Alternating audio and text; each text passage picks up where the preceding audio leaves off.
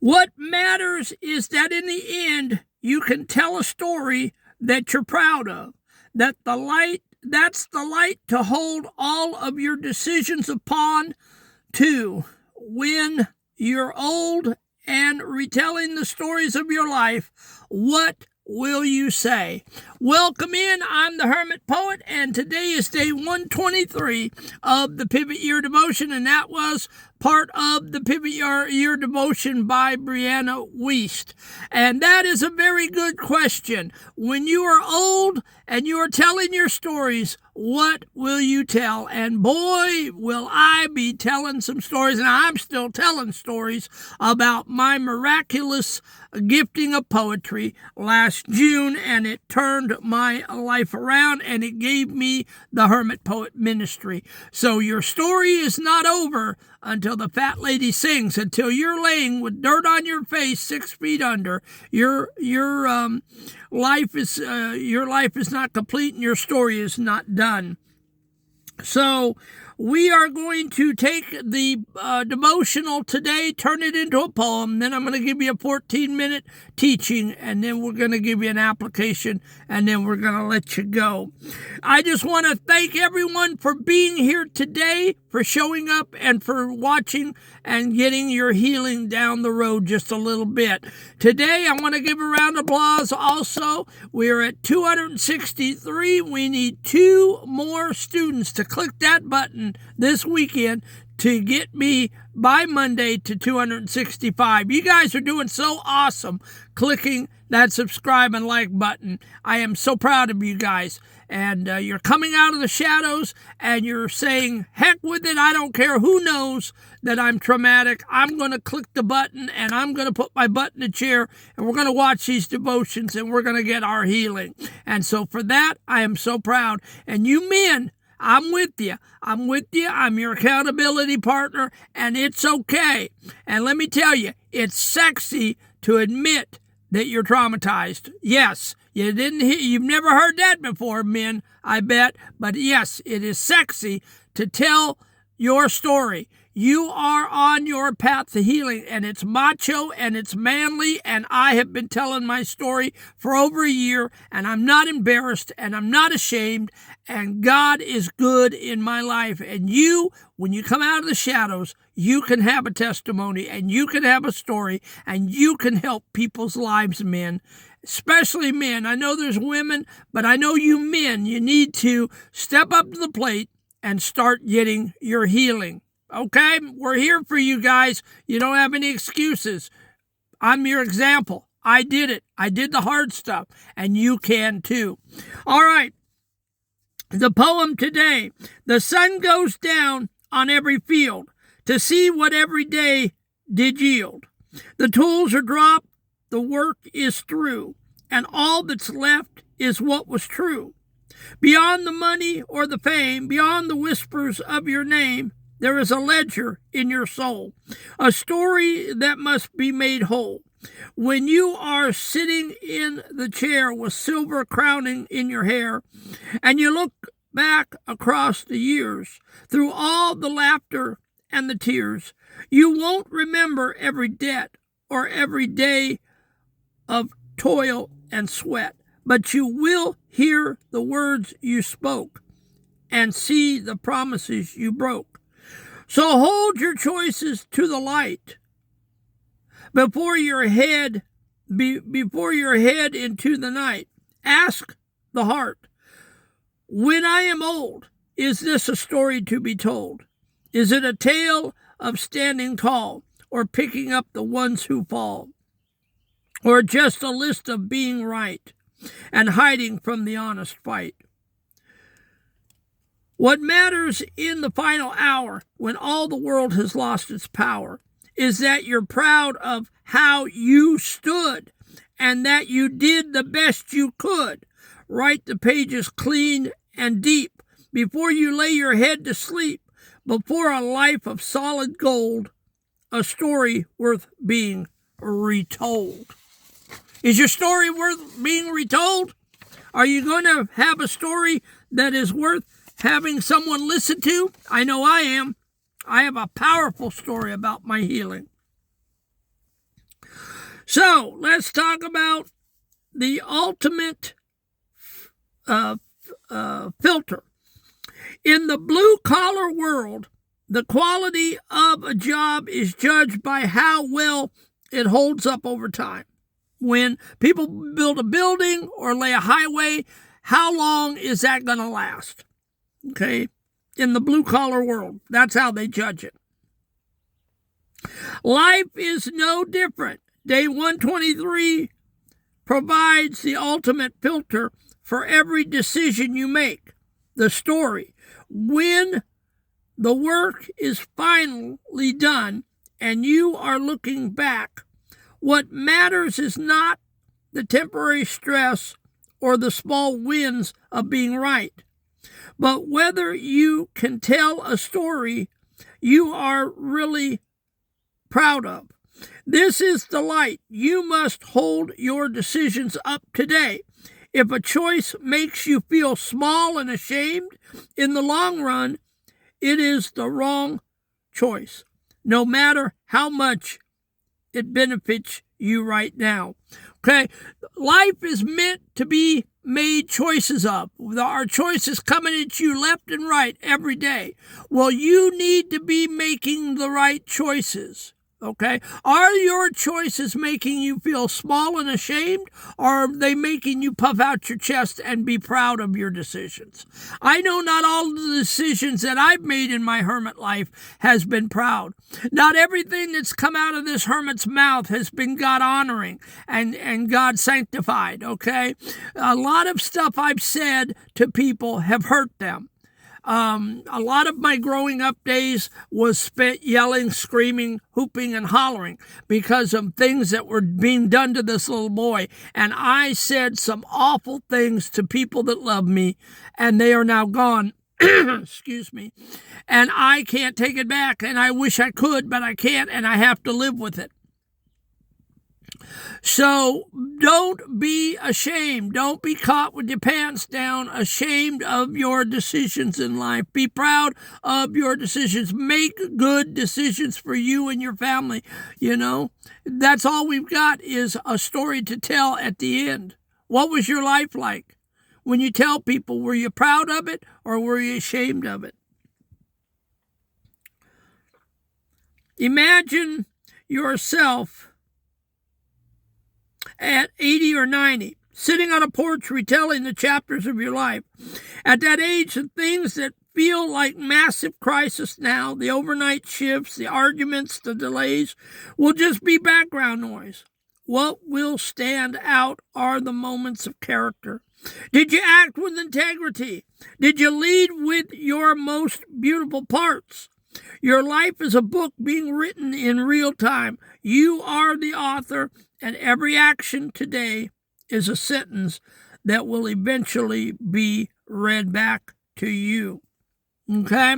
And every day is Christmas, folks. When you open those eyes, it is Christmas morning all over again, and there are presents to be opened. And when you get out of that bed, life is one big present, and you open it, and you have no idea what that present, what's inside that present, and what's going to happen today. It's a clean slate with no marks on it. So you can start making good decisions today. You can make decisions today that you're proud of. You can stop making embarrassing decisions, but it's a conscious effort. You have to make a conscious effort. It doesn't happen by accident. The standard of pride. Be proud of your story. It isn't about being perfect.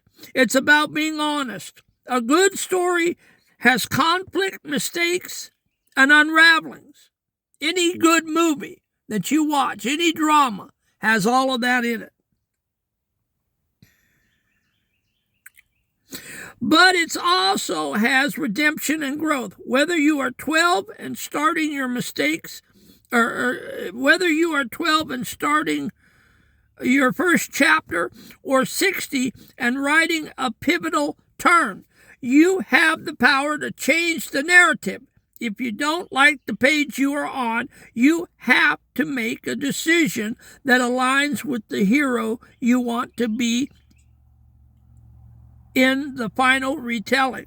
What you say about yourself in the end is the only paycheck that truly clears. Listen, guys, I know it's hard. And I'm not saying it's not hard to change and to pivot and rewrite your story. But you can. Now, I was lucky because everybody in my life has pretty much passed away, so I didn't have to ask permission, and I didn't have to explain myself to anyone. When I got my gift of poetry, it just happened. It flowed out like a creative orgasm over 1 year, and I wrote 600 poems, 3 to 5 a day, every day, and I don't know if I could have done it that clean and that fast with a wife and kids. But I concentrated every day at work, and the thoughts came, and I just started writing like a machine. Now, if you have a wife and kids or a husband and kids, I know it's a little more difficult to make the changes. You have people pulling at you and distractions in your life, but you've got to make the decision to change. You've got to rewrite your story. If you want to be proud at your funeral and you want people to say he was a good guy, she was a good girl, they were a hero. You've got to put the things in place to be able to do that. It doesn't happen automatically.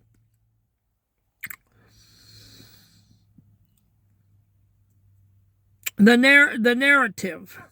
Before you react to a difficult person or situation today, ask yourself, in 10 years, when I'm telling the story of this day, which version of me will I be proud of to describe?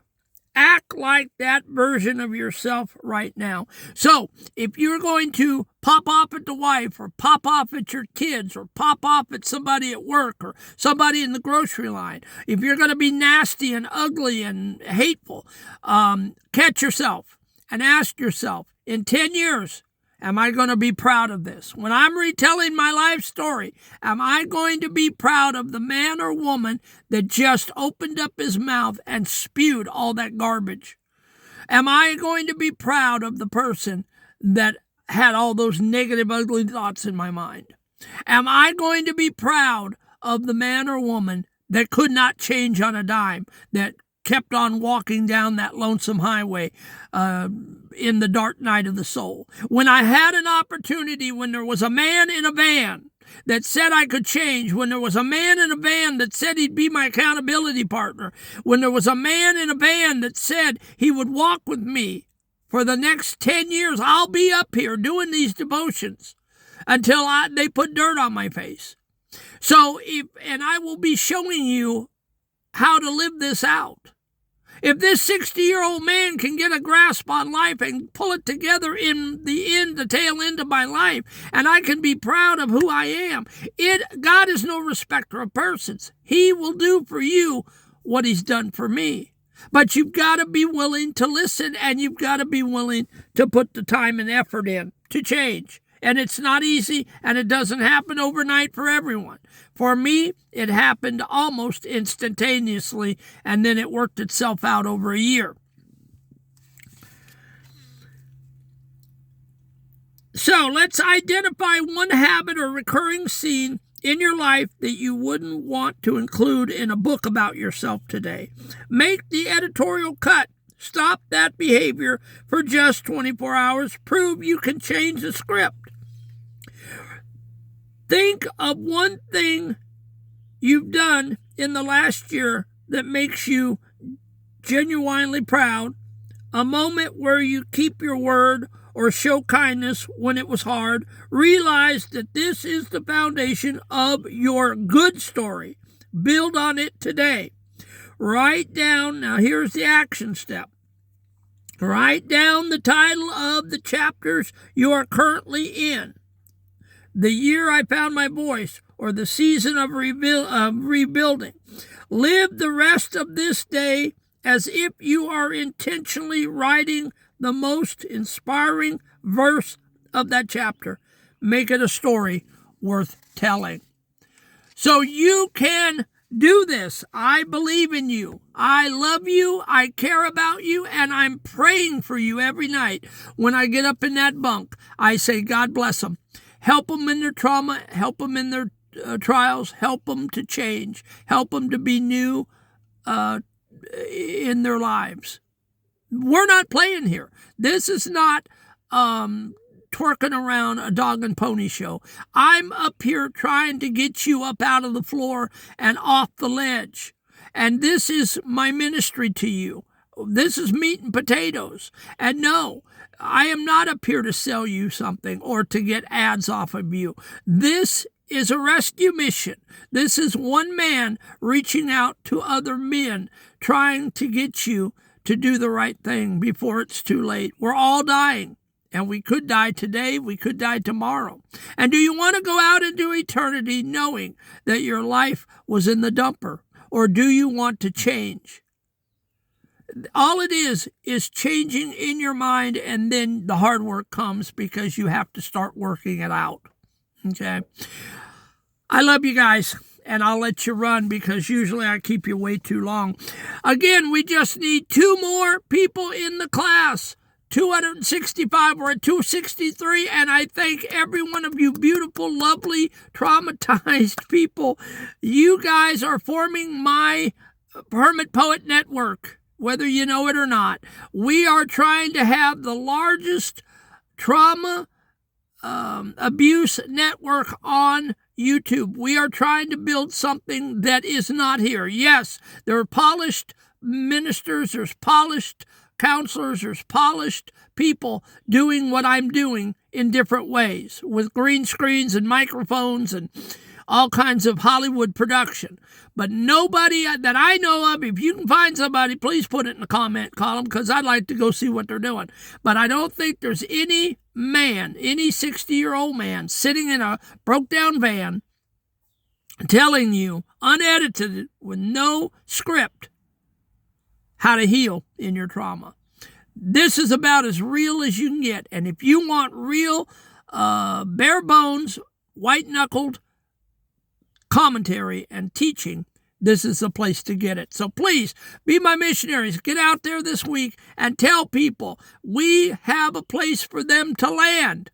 I know I've got people all over the world, Canada, Australia, India. I see my algorithms. I see my analytics. You guys, please go share this. Let people know there's hope out there. I want the biggest network I can have, the biggest community, so that we can be together and we can help each other. This is something that God's put on my heart to do, and I am trying desperately to get people to follow. Have a great day. God bless you, and we'll see you tomorrow.